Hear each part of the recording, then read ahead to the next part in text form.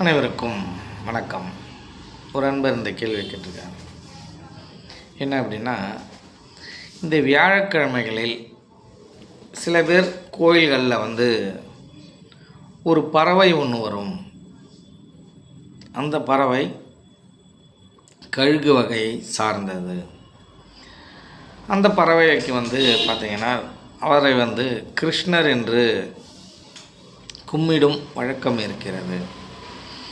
அவரை நாம் நேரில் தரிசித்துவிட்டால் நமக்கு நல்லது நடக்கும், நம் குடும்பம் நாம் சுபிட்சமாக இருக்கும் அப்படி என்ற ஒரு நம்பிக்கை இருக்கிறது.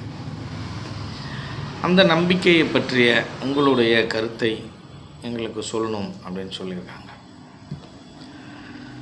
நான் ஏற்கனவே இதை சார்ந்து வேறு விதமாக நான் நிறைய பதிவிட்டிருக்கேன். ஆனால் இருந்தாலும் இதை சார்ந்து நான் சொல்லிடுறேன். ஒரு மனிதனுடைய வாழ்க்கையை ஒரு பறவை முடிவு செய்கிறது என்றால் மனிதனுடைய தன்மை எப்படி இருக்கும்? மனிதன் 6 அறிவு படைத்தவன். இப்போ பறவைகளோ மிருகங்களோ அது 5 அறிவு 4 அறிவு படைத்தது தான். அப்படி இருக்கும் பொழுது 6 அறிவு படைத்த மனிதனுடைய வாழ்க்கையை மாற்றக்கூடிய தகுதி அந்த பறவைக்கு இருக்கா அப்படின்னு பார்த்தீங்கன்னா உங்கள்கிட்டயே நான் ஒப்படைக்கிறேன். இருக்கிறதுக்கு வாய்ப்பு இருக்கா அப்படின்னால் இருப்பதற்கு வாய்ப்பு இல்லை. அந்த பறவையோட தன்மை என்ன அப்படின்னு கேட்டிங்கனால், அந்த பறவையை நீங்கள் கடவுளாக வழிபடுகிறீர்கள். அது எதை வேணுமோ சாப்பிடும். அது ஒரு கழுகு வகையை சார்ந்தது. அதை எதை வேண்டுமானாலும் சாப்பிடும். அப்போ பாம்பு புத்தில் முட்டை பாம்பு பிடிக்கும் அப்படின்ற போலி நம்பிக்கை.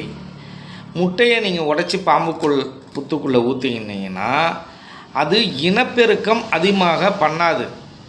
இது அறிவியலாளர்களுடைய ஆய்வு. அதுக்காக முட்டையை அங்கே வைக்க சொன்னாங்க, உடைச்சி ஊற்ற சொன்னாங்க. பாம்பை நகரத்துக்குள்ளே நம்ம வாழுகிற இடத்துல அதிகமாக பெருக்க வைக்காதீங்க அப்படின்னு சொல்லிட்டு. எப்பொழுதுமே ஒன்று தெரிஞ்சுங்க, எப்போதுமே மிருகம்தான். அதோடைய குணத்தை மிருகத்தன்மையை அது காமிச்சிவிடும். ஒரு நாயை நம்ம வளர்க்குறோம், அதுக்கு ஒரு ஆபத்துனா நம்மளே கடிச்சிரும். ஆனால் என்ன, கொஞ்சம் ஆழமாக கடிக்காமல் கொஞ்சம் செல்லமாக கடிச்சிரும், அவ்வளோதான் வித்தியாசம். எப்படி இருந்தாலும் கடித்து விடும். இந்த கிளியை வச்சு ஜோசியம் பார்க்குறது ஒரு மனிதனுடைய வாழ்க்கையை ஒரு பறவை முடிவு பண்ணுமானா பண்ணாது என்பது தான்